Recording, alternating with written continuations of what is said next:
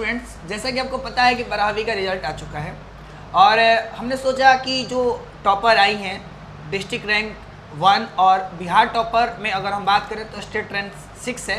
इनका नाम है संजना कुमारी, ये भी अपना इंट्रोडक्शन देगी। हम सोचे कि क्यों ना इनसे बहुत सारा सवाल किया जाए कि कैसे तैयारी की, कैसे पढ़ाई की, और ताकि आप लोगों को कुछ हेल्प मिल पाए। अब बहुत सारे स्टूडेंट्स का मैं क्वेश्चन भी ले रखा हूँ ताकि मैं उन क्वेश्चनों को लेकर के आपको इनके माध्यम से समझाने की कोशिश करूं कि कैसे आप लोग तैयारी करें कि आप भी इनके जगह पे एक दिन आ पाएँ। तो चलिए आइए एक बार शुरू करते हैं। चलिए सबसे पहले इनसे हम इनका इंट्रोडक्शन ले लेते हैं। बताइए। मेरा नाम संजना कुमारी है और मेरे पिताजी का नाम मनोज शर्मा है और मेरे माताजी का नाम विंध्याचल देवी है। हम मैथ विजन गढ़ानी से कोचिंग किए थे और मेरा मतलब भोजपुर जिला में पहला स्थान है और पूरे बिहार में छठा स्थान है। चलिए, तो ये इन्होंने अपना इंट्रोडक्शन दे दिया। अब आप लोग का सवाल है जो मैं लिखा हूँ और इनसे बारी बारी से करके हम पूछते जाएंगे। सबसे पहला सवाल हम यही कहेंगे कि बहुत सारे स्टूडेंट्स के मन में ये होता है कि सर राइटिंग का महत्व कितना है हमारे एग्ज़ाम में। तो सबसे पहले इन्हीं से जानते हैं कि आपको क्या लगता है राइटिंग का महत्व कितना है एग्ज़ाम में। मेरा राइटिंग तो ठीक ठाक था। वो कॉपी चेक करने वालों को पता होगा ना कि वो कितना राइटिंग पे नंबर काट रहे हैं या फिर दे रहे हैं। लेकिन अगर देखा जाए तो और क्लियर अगर आपका राइटिंग उतना अच्छा नहीं है लेकिन अगर आप साफ साफ लिखे हैं तो ठीक है, अगर टीचर को समझ में आ रहा है तो। ओके, देखिए ये बात हम आपको पहले भी बताते थे और आज फिर से इनके माध्यम से भी पता चला। देखिए, आप ज़रूरी नहीं कि आपका राइटिंग पूरा टाइपिंग के जैसा ही हो, ऐसा ज़रूरी नहीं है। बस इतना है कि आपको क्लीन लिखना है ताकि जो टीचर जो कॉपी चेक कर रहे हैं उनको अच्छी तरीके से दिखाई दे, है ना, ताकि वो उनको पढ़ने में मतलब जब वो चेक कर रहे हैं तो उनको ये झंझट ना हो कि क्या लिखा है क्या नहीं लिखा है ना। तो चलिए, तो अगला सवाल पे हम आते हैं कि हर सब्जेक्ट की तैयारी आप कैसे मतलब करती थी, अलग अलग सब्जेक्ट की जो तैयारी है उसको आप कैसे कैसे की। जैसे मैथ और फिजिक्स तो हम डीके सर से पढ़ते थे, हिंदी इंग्लिश शुभम सर से, और जो केमिस्ट्री का तैयारी की है हम ऑनलाइन किए हैं अनु सर से। और सेल्फ स्टडी कोचिंग करने के बाद घर पे सेल्फ स्टडी करते थे, सभी सब्जेक्ट्स पे टाइम देते थे 3-4 घंटे। ओके, अच्छा, पर सब्जेक्ट पर आप कितना घंटा मतलब सेल्फ स्टडी होता था। मतलब पर सब्जेक्ट 2 से 3 घंटा। पर सब्जेक्ट 2 से 3 घंटा। और ओवरऑल मतलब टोटल पर डे कितना आवर स्टडी होता था। 8 से 9 घंटा हो जाता था। 8 से 9 घंटा। तो दोस्त, आप लोगों ने सुना कि किस तरीके से आपको स्टडी करना है। देखिए, अगर कोई भी और भी सवाल है ना तो आप कमेंट में लिख दीजिएगा, हो सकता है कि मैं उसका खुद जवाब दे दूं अगर मेरे से कोई सवाल छूट जाए तो। चलिए हम लोग अगले सवाल की ओर बढ़ते हैं। अगला सवाल ये है कि अंतिम समय में क्या करना चाहिए। रिवीजन, कुछ नया नहीं पढ़ना चाहिए, जो हम पहले पढ़ चुके हैं उसी को बार बार पढ़ना चाहिए, टेस्ट लगाना चाहिए और प्रैक्टिस करना चाहिए। जैसे क्वेश्चन बैंक से जितना टाइम हमें एग्ज़ाम में मिलता है उससे कम टाइम में ही हमें पेपर सॉल्व करने की कोशिश करनी चाहिए और यही, और अपने राइटिंग पे काम करना चाहिए, लिखने की शैली अपनी बढ़ानी चाहिए फास्ट। ओके, तो मतलब टेस्ट बहुत ज़्यादा देना चाहिए। अच्छा, टेस्ट मतलब कितना लास्ट में आप दी टोटल अगर बात किया जाए तो। टेस्ट तो कोचिंग में ही होता था, लास्ट टाइम में कोचिंग में ही टेस्ट होता था। जैसे 10-15 टेस्ट हुए थे और घर पर भी क्वेश्चन बैंक सॉल्व किए थे। ओके, मतलब दोस्तों आप जैसा कि सुन पा रहे होंगे कि आपको ना टेस्ट लास्ट टाइम में बहुत ज़्यादा ज़रूरी होता है और हम आपको हमेशा बोलते ही रहते हैं कि टेस्ट जब तक आप नहीं दीजिएगा आपको समझ में नहीं आएगा कि आपका तैयारी कहाँ पे कम हुई है, कहाँ पे आप स्ट्रांग है, कहाँ पे आप वीक हैं। तो टेस्ट देना बहुत ज़्यादा ज़रूरी होता है और ताकि आप उससे सीख पाएँ कि हाँ आपका इम्प्रूवमेंट हो रहा है कि नहीं, या आपने जो तैयारी किया है वो सफिशिएंट है या उसको और थोड़ा मेहनत करना पड़ेगा। इसीलिए टेस्ट देना ज़रूरी है। लास्ट के दिनों में टेस्ट तो बहुत ही ज़्यादा ज़रूरी है। चलिए, तो हम अगले क्वेश्चन की ओर बढ़ते हैं। वो ये है कि आप जैसे नोट्स किस तरीके से तैयार करती थी, मतलब कुछ शॉर्ट नोट्स बनाया करती थी अलग अलग सब्जेक्ट में, या फिर जो टीचर्स पढ़ा देते थे बस उतना ही पढ़ना था और अलग से कोई क्वेश्चन बनाना या शॉर्ट नोट्स खुद बनाना ताकि लास्ट में रिवीजन करने में आसानी हो, ऐसा कुछ। सच बात तो ये, हम शॉर्ट नोट्स नहीं बनाते थे क्योंकि जब हमको पता है पढ़ना है तो हम पूरा अपना नोट्स ही पढ़ते थे। जो सर पढ़ा देते थे हम वही लिखते थे, वही पढ़ते थे। और रेफरेंस बुक था तो हम उसका रीडिंग कभी कभी डाल लेते थे, मतलब उसमें कैसे लिखा जाता है, थोड़ा सा लिखने का तरीका भी उसमें रहता है, तो उससे भी थोड़ा सा सीखने को मिलता है। ओके, रेफरेंस बुक से ही मतलब है कि आप मतलब जैसे मैथ्स के लिए कौन सा रेफरेंस बुक यूज की। मैथ के लिए सारे चैप्टर्स के लिए तो नहीं, बस कैलकुलस के लिए हम रेफरेंस बुक केसी सिन्हा का ओके, मतलब जो क्लास में मतलब बताया करते थे हम, है ना, तो उतना सफिशिएंट मतलब था। हाँ, कोई दिक्कत नहीं। अच्छा, और फिजिक्स के लिए कोई रेफरेंस बुक था। हाँ, फिजिक्स के लिए एक रेफरेंस बुक था मेरे पास। ओके, और केमिस्ट्री के लिए? नहीं, केमिस्ट्री के लिए कोई रेफरेंस बुक नहीं ओके, था। और अपना बाकी के और हिंदी इंग्लिश के लिए आप मतलब स्पेशली अगर हम कहें तो लिख करके तैयारी करती थी या फिर किस तरीके से? थोड़ा हिंदी इंग्लिश के बारे में थोड़ा बताइए, किस तरीके से तैयारी की, मतलब लिख करके या फिर किस तरीके से? हिंदी इंग्लिश में तो लिख कर ही तैयारी होता है बढ़िया से। जो मतलब हिंदी में समरी वगैरह, हिंदी इंग्लिश दोनों में समरी वगैरह लिखने का प्रैक्टिस मतलब होता है तो ज़्यादा अच्छा रहता है, क्योंकि वहाँ पे सोच सोच के तो लिखना पड़ता है, लेकिन अगर प्रैक्टिस रहा तो हम जल्दी ही लिख लेंगे वैसा। ओके, जैसे बहुत सारे लड़कों को ये होता है ना कि उनको ऐसे लिखने में बहुत ज़्यादा दिक्कत होता है इंग्लिश में ऐसे, तो ऐसे की तैयारी मतलब कैसे करना चाहिए आपके समझ से? अलग अलग टॉपिक पे ऐसे लिखने का प्रैक्टिस करना चाहिए। ओके, अच्छा, ये मतलब ये है कि मैथ्स से बहुत सारे लड़के मतलब डरते हैं, तो उनको कुछ अपने तरफ से टिप्स ताकि वो अगले बार जो एग्ज़ाम देने वाले हैं वो बेहतर कर पाएँ? नहीं, मैथ से तो डरना नहीं चाहिए, बहुत अच्छा सब्जेक्ट है, मज़ा आता है पढ़ने में। बाकी सब्जेक्ट की तुलना में तो मैथ और फिजिक्स सच कहे तो ज़्यादा अच्छा लगता है। मैथ भी बहुत बढ़िया, सॉल्व करने में तो और बढ़िया लगता है, और उसमें नंबर कटने का भी चांस कम रहता है। अगर कहीं थोड़ा सा गलती हुआ तो वहीं बस उतना ही मार्क्स कटता है, राइटिंग वगैरह पे तो मार्क्स कटता नहीं है, तो वो अच्छा सब्जेक्ट है, रखना चाहिए। बात सही है। देखिए आपका दोस्त तो मतलब हर सब्जेक्ट में कभी कभी मार्क्स कट जाता है, बट मैथ ही ऐसा है जिसमें मार्क्स कटने की संभावनाएं कम या यूं कहे तो न के बराबर होती है। जितना आपने बना के लाया है उतना मार्क्स एकदम आना तय है ना। अगर आपका हिंदी में देखा जाए तो थोड़ा सा वो हो जाता है, मार्क्स कट जाता है, लेकिन बाकी सब्जेक्ट में, और देखा जाए थोड़ा सा इंग्लिश में भी कटता है, लेकिन बाकी सब्जेक्ट में कटने की संभावनाएं नहीं होती हैं। जितना आप लिखे हैं उतना ही मिलेगा मार्क्स। अच्छा, अगला सवाल ये है कि नेक्स्ट ईयर जो एग्ज़ाम देने वाले हैं उन स्टूडेंट्स के लिए क्या राय है, मतलब क्या ऐसे तैयारी करना चाहिए उन लोगों को? तो वो तो उन पे डिपेंड करता है कि वो कितना सफिशिएंट है, वो अपने मतलब कितना टाइम दे पा रहे हैं पढ़ाई को, और कितना तैयारी कर पा रहे हैं। और ज़्यादा से ज़्यादा मतलब ज़्यादा पढ़ना जरूरी नहीं है, लेकिन जितना पढ़े उसको बार बार पढ़ना जरूरी है, ताकि वो माइंड से निकले नहीं। पता चला ज़्यादा पढ़ लिए लेकिन याद उतना नहीं रह पाता है। तो जितना पढ़े हैं उसी को बार बार पढ़ें, बढ़िया से पढ़ें, और रेगुलरिटी मतलब रेगुलर जितना पढ़ रहे हैं उतना ही पढ़ना है, नहीं कि एक मतलब आज बैकलॉग ज़्यादा, नहीं बनने देना है। हाँ, आज ज़्यादा पढ़ लिए फिर कल छोड़ दिए, ऐसा नहीं है। अच्छा, अगर मान लीजिए बैकलॉग बन जाए तो उसको कैसे कवर, कभी आपका बैकलॉग बना कि नहीं?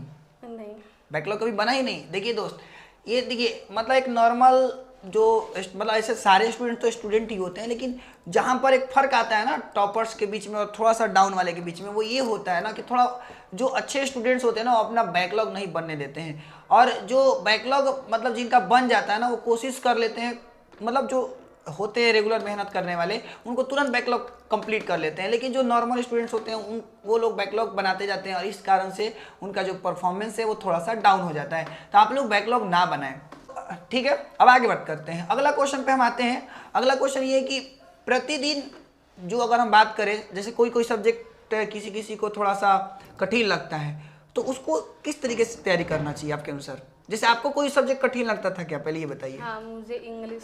अच्छा, इंग्लिश कठिन लगता था, तो ओके, इंग्लिश की फिर तैयारी मतलब कैसे कि ज़्यादा ताकि ठीक टाइम हो? देना चाहिए। जो सब्जेक्ट वीक है या फिर उसमें नहीं समझ में आता तो उस पर ज़्यादा टाइम दे के उसको ठीक करने की कोशिश करते हैं।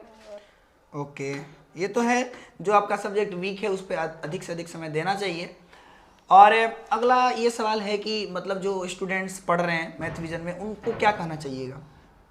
यही कि आप बहुत बढ़िया प्लेटफॉर्म से पढ़ रहे हैं, बहुत बढ़िया, यहाँ पे टीचर्स भी बहुत अच्छे अच्छे हैं, तो अच्छा है, यहाँ पे तैयारी बहुत बढ़िया से होती है, क्योंकि हमने भी सारे सब्जेक्ट्स बस केमिस्ट्री छोड़ के सारे सब्जेक्ट तैयारी यहीं से किया है।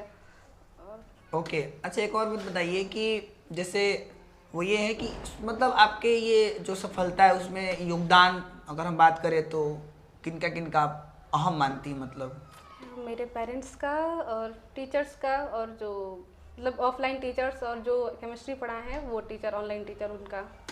ओके, और ये है सवाल कि जैसे बहुत सारे लड़कियों का वो होता है ना घर पे खाना बनाना या फिर कभी कोई काम करना, कोई गेस्ट आए तो उसको थोड़ा सा मतलब मेंटेन करना, तो अगर ये सब काम करें तो थोड़ा सा कहीं ना तो कहीं समय कम मिलता है पढ़ने के लिए, तो उन लड़कियों को आप क्या मतलब कहना चाहिएगा?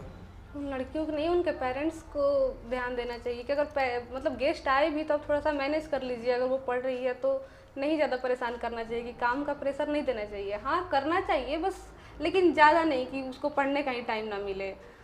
मतलब बस खाना बनाने तो आना चाहिए ना उसको कम से कम? हाँ, आना चाहिए, इतना आना चाहिए कि वो जब भी अकेले हो तो किसी पे डिपेंड ना होना पड़े, वो अपना खुद कर ले। अब इतना नहीं कि पूरा उसको सब कुछ बनाना आना ही चाहिए, ज़रूरी थोड़े है। हाँ चलिए अगले क्वेश्चन पे आते हैं। अगला क्वेश्चन ये कि अच्छा आगे आपको किस चीज़ की तैयारी करना है या क्या बनने की इच्छा है आपको? अभी तो हमें एसएससी का तैयारी करना है और कुछ ज़्यादा नहीं, बस इतना काबिल बनना है कि दूसरे के लिए कुछ अच्छा कर पाएँ। ओके, मतलब कहने का तो दूसरे का लिए सपोर्टिव मतलब होना चाहिए, ऐसा कुछ करना है। बढ़िया है। तो मतलब इसके लिए अभी पहला काम ये है कि अपना एसएससी में लगी है तैयारी करने में। ओके, अच्छा सबसे हाईएस्ट मार्क्स किस में है आपका? फिजिक्स में। फिजिक्स में कितना है? 99। चलिए बहुत अच्छा।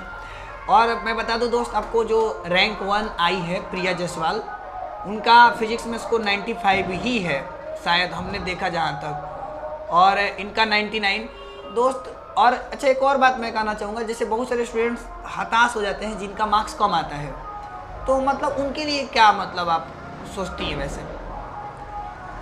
अब मार्क्स तो ज़्यादा डिपेंड नहीं करता, हमें जो फ्यूचर में करना है वो तो हम करेंगे ही। अब मार्क्स कोई ये नहीं रखता है, बस थोड़ा सा ये होता है मार्क्स है ना कि वो हमें याद दिलाता है कि हमने 12th में इतना मेहनत किया था कि वो आया है, और कुछ ज़्यादा नहीं। मार्क्स से ज़्यादा ये इफेक्ट नहीं पड़ता है। मार्क्स तो लोग भूल जाते हैं, तुरंत ही भूल जाएंगे, 1-2 दिन में, कोई याद नहीं रखता है। हाँ बिल्कुल। देखिए आपको, देखिए मैं उन स्टूडेंट्स को इनके माध्यम से ये कहना चाहूँगा कि देखिए मार्क्स थोड़ा बस कुछ समय के लिए मायना रखता है, और मेन तो आपका जो लाइफ है उसमें आपको अंतिम जो अचीवमेंट है, वैसे मनुष्य की जो इच्छाएं हैं वो असीमित है, वो हर समय वो चाहता है कि जिस जो पोजीशन पे हम हैं उससे थोड़ा हम आगे रहें। लेकिन फिर भी अगर आप जैसे मार्क्स का बात करें तो ज़्यादा चिंतित नहीं रहना चाहिए, क्योंकि आप मेहनत किए, मैं ये भी मानता हूँ आपके मेहनत के अनुसार नंबर आना भी चाहिए। कई दफ़ा बिहार बोर्ड की तरफ से थोड़ा सा हो जाता है मिस्टेक, नंबर ऊंच नीच हो जाता है, लेकिन जो स्टूडेंट्स का मार्क्स कम आए इसका कतई मतलब नहीं है कि आप कम हैं, है ना। बिल्कुल कम नहीं है, आप मेहनत करके, क्योंकि फेलियर स्टूडेंट्स भी आईएएस तक बन जाते हैं। तो आप ये गलत से भी मत सोचिए कि हम कमज़ोर हैं, हम कम मतलब हैं, ऐसा नहीं सोचना है। बस ये है कि थोड़ा सा मार्क्स अच्छा आता है तो थोड़ा सा कॉन्फिडेंस मिलता है आगे बढ़ने के लिए, बस इतना ही फ़र्क है ना। अच्छा ये आपको लगता है कि क्या आपको बिहार बोर्ड ने मार्क्स किसी सब्जेक्ट में काट दिया, ऐसा कुछ? हाँ, हमने तो अपने तरफ से 100% दिया था। अब हम तो नहीं कर सकते। हाँ, इंग्लिश मेरा उतना अच्छा नहीं था, लेकिन फिर भी हमने 100% दिया था, पूरा बढ़िया से लिखा था।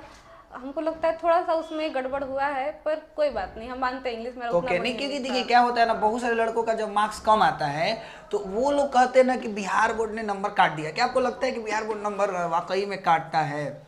काटता है ये। 10th में आपका कितना नंबर था? 444। तो 10th के अनुसार आपको लगा था कि नहीं काटा है? नहीं है। हाँ। बिल्कुल सही बात है दोस्त, क्योंकि बहुत बिहार बोर्ड का ये जो थोड़ा सा हम कहेंगे कहीं ना तो कहीं ये गलती है, बहुत सारे स्टूडेंट्स के साथ नाइंसाफ़ी हो जाता है, वो नहीं करना चाहिए। 5-10 दिन रिजल्ट डिले करके ही जारी करिए, पर थोड़ा सा सही से कॉपी चेक करके जारी करिए, क्योंकि लड़कों के कॉन्फिडेंस का सवाल होता है। मैं मानता हूं कि नंबर मैटर नहीं करता है, लेकिन लोग वे लड़के लड़कियां जो जिन्होंने अच्छे से पूरे शिद्दत से मेहनत किया है, अगर उनका मार्क्स कम आ जाए तो वे लोग डीमोटिवेट हो जाते हैं। फिर उनको लगता है कि हमारी ज़िंदगी में ये जो मेहनत किया था हमने वो छीन गया, किसी ने छीन लिया। तो बिहार बोर्ड से रिक्वेस्ट है कि कृपया करके आप मतलब कॉपी चेक करिए अच्छे से, और रिजल्ट थोड़ा लेट ही देना चाहिए क्या, ताकि लड़कों को थोड़ा कॉन्फिडेंस जो है ना वो थोड़ा नीचे ना जाए, वो मेहनत कर पाएँ। तो चलिए इनसे बात करके बहुत अच्छा लगा। आप लास्ट टाइम में कुछ कहना अगर चाहती हैं नेक्स्ट सेशन के बच्चों के लिए, जो आपके जैसे चाहती हैं या चाहते हैं लोग कि अगला साल हम भी कुछ बेहतर कर पाए, तो उनके लिए क्या अपना तरफ से राय है? क्या करें कि वो आपके जैसा भी बन पाएँ, मतलब आपके जैसा मार्क्स ला पाएँ? नहीं, हमारे जैसा नहीं, हमसे ज़्यादा मार्क्स लाएं। ओके। मेरा तो कुछ ज़्यादा नहीं है, बस आप लोग हमसे भी ज़्यादा मार्क्स लाएं, आप लोग मतलब रैंक 1 लाएं, हम तो यही चाहते हैं।